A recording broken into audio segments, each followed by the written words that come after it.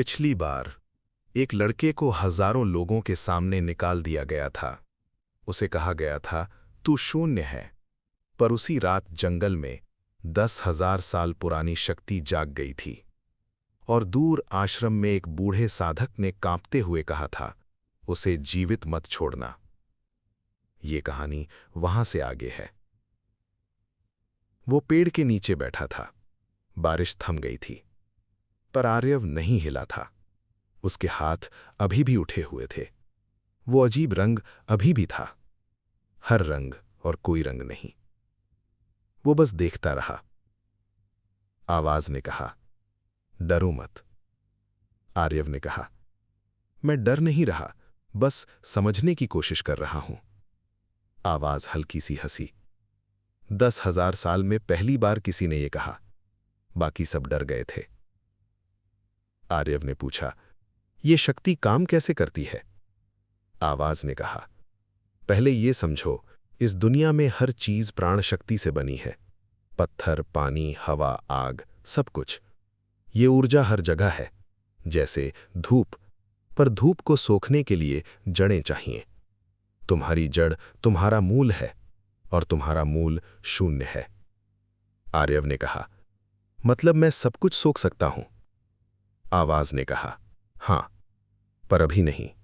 अभी तुम एक बीज हो। बीज को पेड़ बनने में समय लगता है। आर्यव ने पूछा, तो मैं कहां हूं अभी? आवाज ने कहा, सुनो ध्यान से।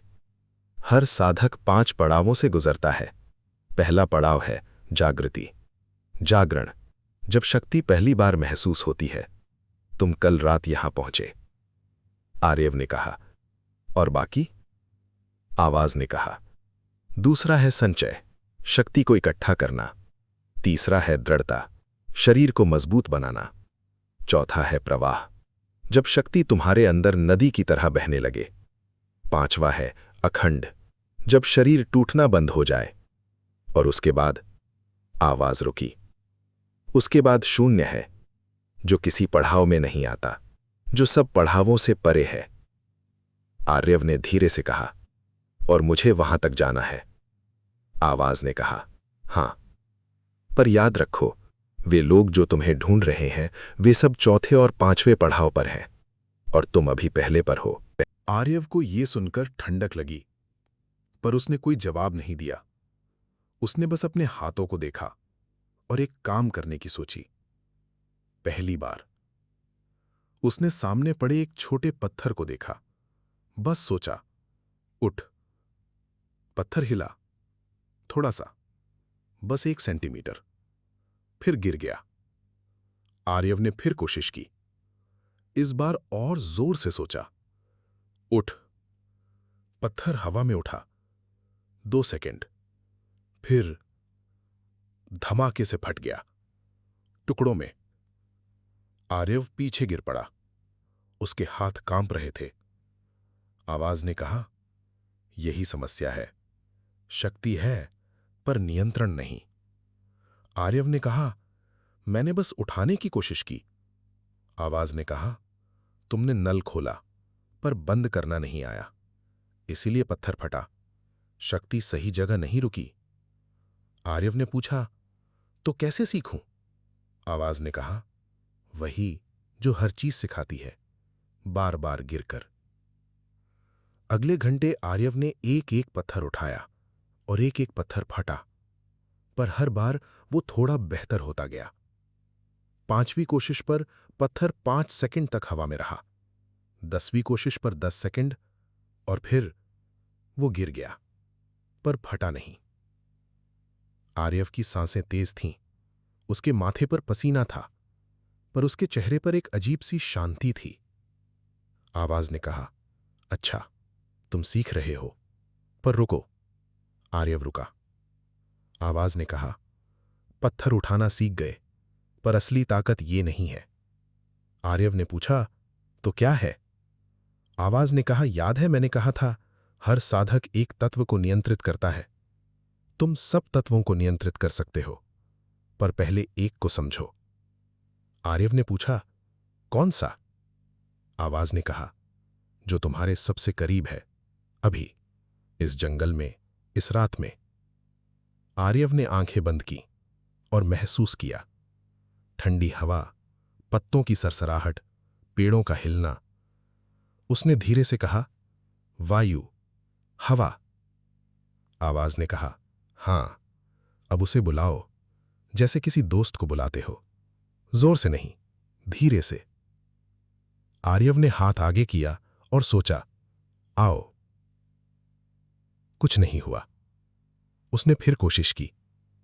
इस बार उसने सिर्फ सोचा नहीं, उसने महसूस किया, जैसे वो हवा का हिस्सा हो, जैसे हवा उसकी दोस्त हो और उसे बस बुलाना है, धीरे से।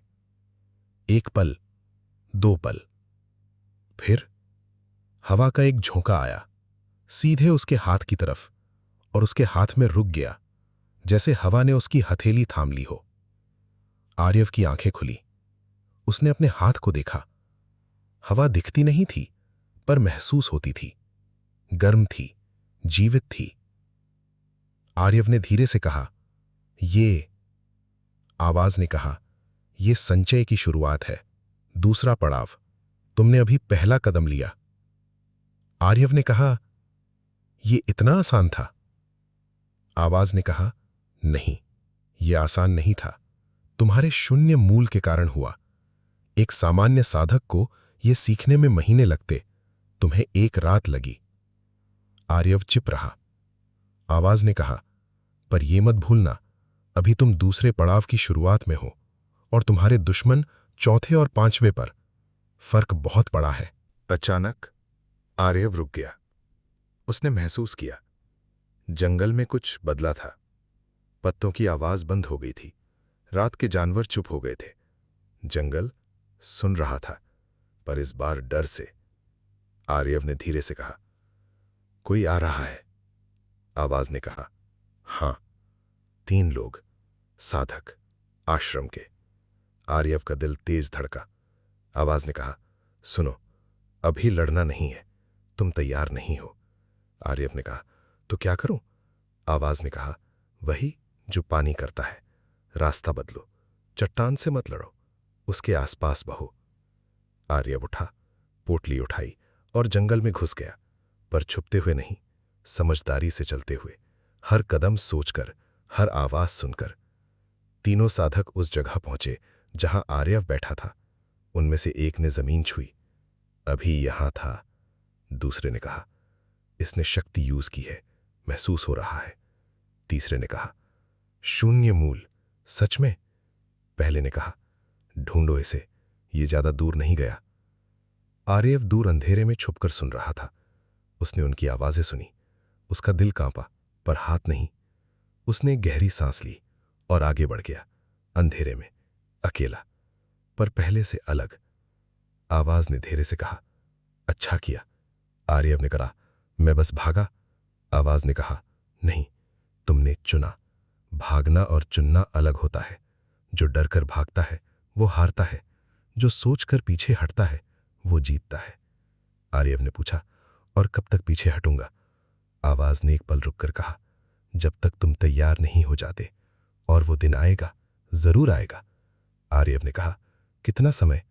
आवाज ने कहा, ये तुम पर है, पर एक बात याद रखो, जिस दिन तुम वापस उस आश्रम के दरवाजे पर जाओगे, वो दिन उनका आखिरी दिन होगा। आर्यव रुका। उसने पीछे मुड़कर उस दिशा में देखा जहां आश्रम था, जहां रणव था, जहां गुरु शंकर था, जहां भीड़ हंसी थी। और फिर आगे देखा। जंगल था, पहाड़ था, अंधेरा था, पर पहली बार रास्ता भी था। आर्यव चलता रहा। हर कदम के साथ प्राण शक्ति उसके अंदर धीरे धीरे इकट्ठी होती रही, जैसे बीज में पानी भरता है, धीरे धीरे, पर रुकता नहीं। उसी समय आश्रम में रणव अपने कमरे में बैठा था। उसके पिता सामने खड़े थे। उनका चेहरा सख्त था। रणव ने पूछा, वो लड़का सच में शून्य मूल था? पिता ने कहा, हाँ। रणव ने कहा, पर उसे तो हमने निकाल दिया, वो कुछ नहीं कर सकता। पिता ने कहा, तुम नहीं समझते। शून्य मूल का मतलब है वो एक दिन हम सबसे ऊपर होगा, अगर उसे रोका नहीं गया। रणव ने कहा, तो हम रोकेंगे। पिता ने कहा, इसीलिए तुम्हें और मजबूत होना होगा, बहुत जल्दी। रणव ने धीरे से कहा, वो लड़का, उसे मेरे हाथों मरना चाहिए। जंगल में आर्यव को यह नहीं पता था, पर उसके पैर नहीं रुके। एक नई सुबह आने वाली थी और इस बार वो तैयार होकर उठेगा। आर्यव का सफर जारी है। दुश्मन उसे ढूंढ रहे हैं। रणव और मजबूत हो रहा है और आर्यव अभी सिर्फ दूसरे पड़ाव की शुरुआत पर है। क्या वो इतनी जल्दी तैयार हो पाएगा? क्या वो उनसे बच पाएगा?